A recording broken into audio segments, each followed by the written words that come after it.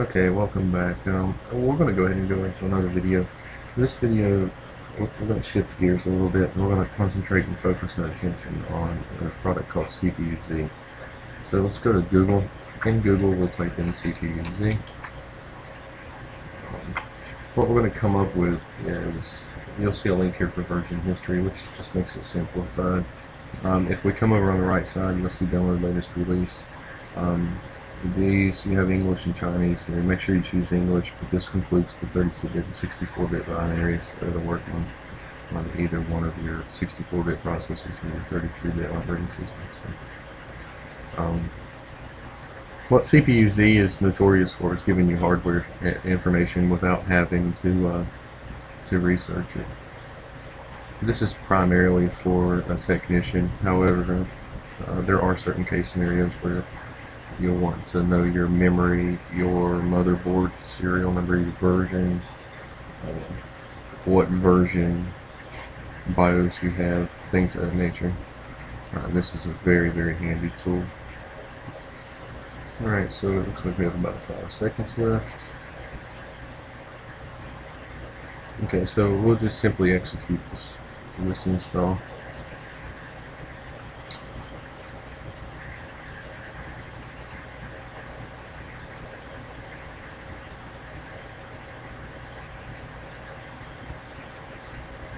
Pretty straightforward.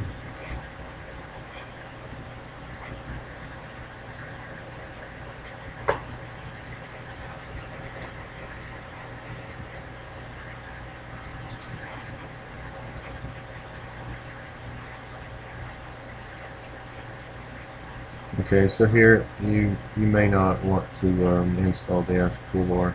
Well, let's say you won't, so you can uncheck those. We'll create a desktop icon. We don't want to view the reason.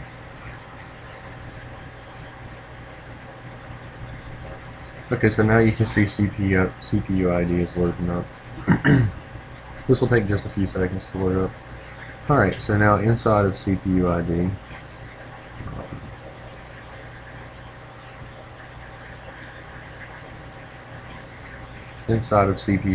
you see here you can see my processor.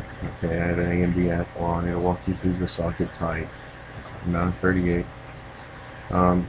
As we start going down, we can start see our cores. We can see the clocks on those cores. If we had multiple processors, we'll be able to select through the multiple processors.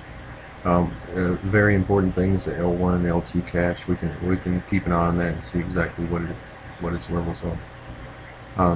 If we click on the caches tab, we can actually see our L1 and L2 cache. Okay, and we can get a good idea of what's going on here. If we go to mainboard, we can see that the mainboard's chipset, Southbridge chipset, and the BIOS. I can see here that it's a Megatrends 5.04, and it was built in 2009. So this version for the BIOS is very, very accurate. Okay, so this keeps you from rebooting, trying to figure out how to get in the BIOS, blah blah blah. And I've never seen it wrong.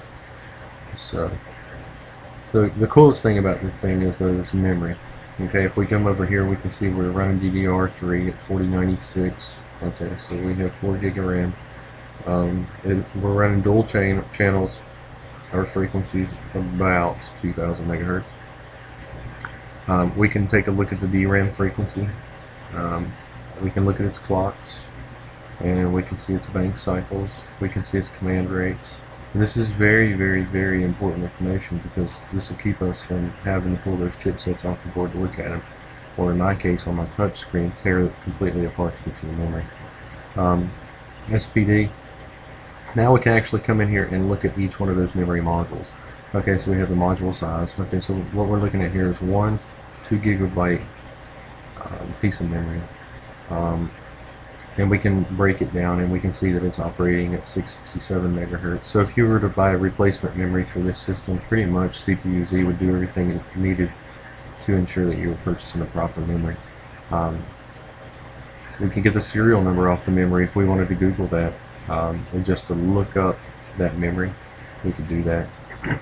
We can see that it was manufactured in 2009. And then we can also take a look at the frequencies as far as and also core voltage. But we can switch over to the other slot and we can see slot 2. Alright, and again, we should see pretty much the same thing here since they're paired memory. If we kick over to graphics, we can actually take a look at our graphics cards. Depending on the level, ATI is not real good at playing with CPU-Z, but if it's an Intel chipset, you'll have pretty much everything here at your disposal.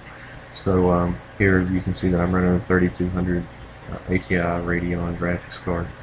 I may end up doing another one later on that'll show you some NVIDIA NVIDIA graphics. So yeah, this is a CPU ID. All right, it's a software development kit, and I promise you, if you use it, you'll like it. If you need it,